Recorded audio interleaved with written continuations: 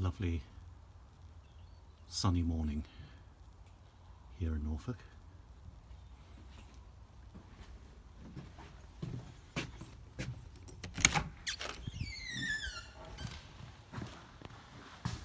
come into the studio and it looks like we're going to be in Norfolk over Christmas, whilst my kids are all going to be in Brighton over Christmas because of COVID. One of them has COVID, so we can't go back. So here I am in my Norfolk studio, and I'm sure I'm not alone amongst all the people who are having to change their Christmas plans.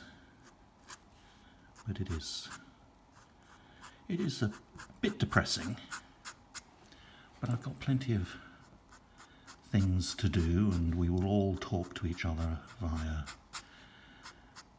Zoom and try and be as festive as we can. So here is day 2 of my 6-day drawing of a slowly assembling crowd, all drawn in dip pen. And I'm going to prop my elbow on the table, with my hand holding the phone in a sort of rather stable position, and just concentrate on the drawing today. Let a bit of the peace and calm of my Norfolk studio wash over me, which it always does. It's interesting how important to us our particular sort of creative spaces are. Virginia Woolf had a room of her own and said every writer needs a room of one's own, and I would say every creative person needs a room of their own, or a space of their own, where they can be creative.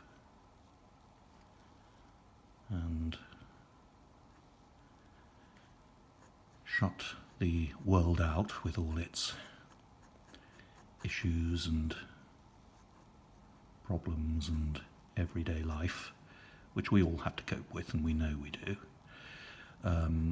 But when we're working, we can go somewhere else. We can go to a personal space and just concentrate on the craft of what we do. And it's easy in the hustle and bustle and the getting by and the need to earn a living and the scramble for recognition and the inevitable self-publicity and hoo-ha that generally goes on, quite rightly so, because it's part of an author's responsibility, I suppose, and a creator's responsibility to publicise whatever creative endeavour they're involved in, because there will be people, backers, and whether they be publishers or patrons or whoever, who will be wanting to hear about this stuff. So of course that side of it is important, but equally I think of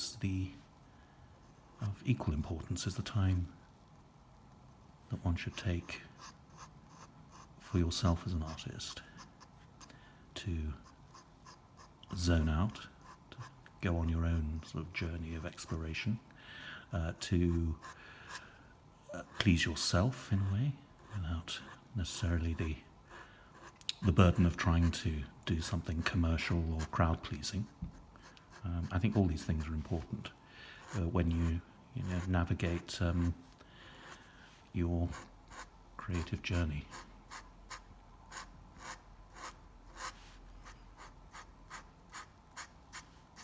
And of course there's the soothing sound of a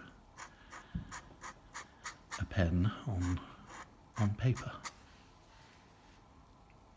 I think someone mentioned to me the other day that they liked the fact that I was, I suppose you would call it old school, that I work with paper and ink and watercolour as opposed to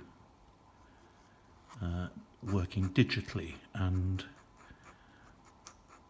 I have great admiration for digital artists, and so much of what they do I think is wonderful.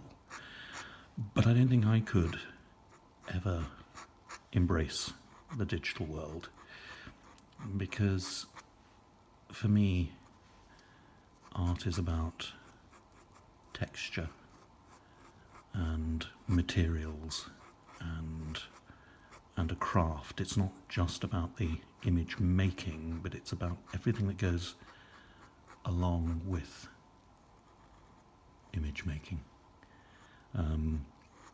The actual materials and setting, and I just couldn't get on with my particular iPad with its Procreate software, clever and illuminating as it was.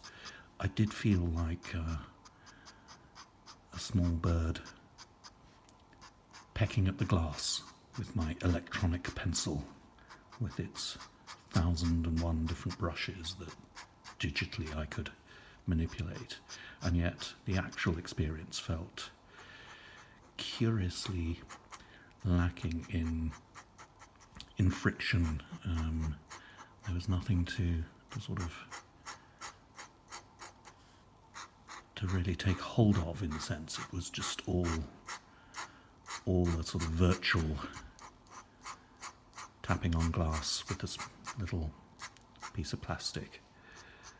And it was undoubtedly magical in many aspects, which is why I have great respect for digital artists. But for me personally, I need the inconvenience of paper and ink and dip pens that don't always work the way you want them to, and paper that crumples and creases and curls up in the edges, because you do find wonderful moments, wonderful things happening in the passage of a drawing that come from the use of materials and sometimes their inadvertent properties that in some senses, because everything digitally is provisional, you can change, you can add a layer, you can take a layer away, you can, everything becomes a sort of either or. If you're drawing on paper, the image is indelible, it stays. You have to work with it, you have to amend it, and you have to sculpt it and change it. It won't just disappear once the mark is made. You have to then move on and make another mark and another mark. It's not, you can't just magically start again without, I suppose, abandoning the drawing. And I think it's one of my mantras, and I'll say this often, is don't abandon drawings.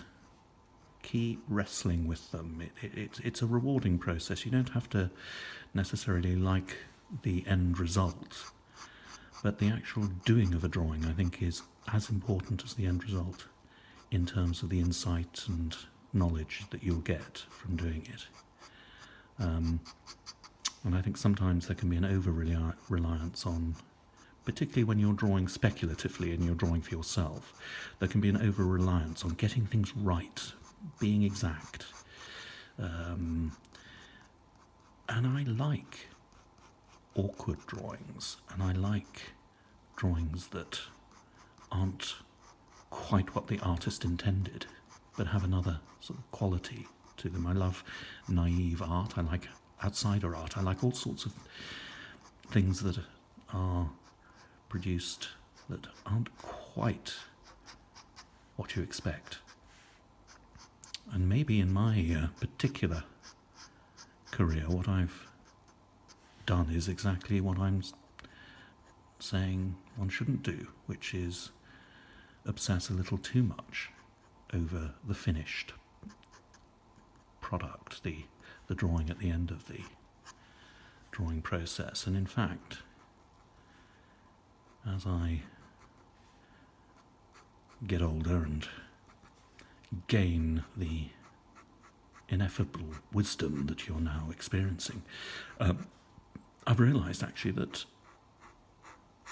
it's a much better thing to just slightly let go and allow happy accidents and moments of inspiration just to pop up, and to be receptive to that rather than obsess over the finer points of any particular technique. Technique is important and it's enjoyable and you can learn a lot from it, but it's not like throwing a pot on a potter's wheel where, when it goes wrong, it just goes wrong. I think a drawing is always an interesting document, an interesting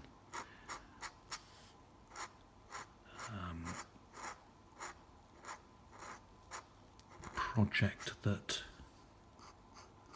charts your place in both time and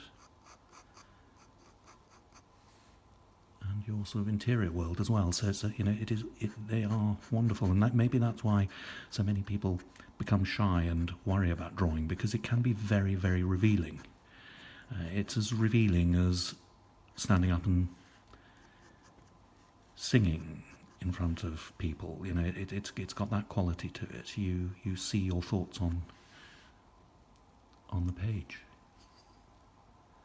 And I'm aware, as I've said all this, I've been drawing a rather concerned monster standing next to the wizard from day one. This is the monster of day 2. So even doing this drawing, I'm sort of maybe charting my interior world in some way. So it'll be interesting to see over the next couple of days who joins this duo on this great expanse of paper in the 6-day drawing.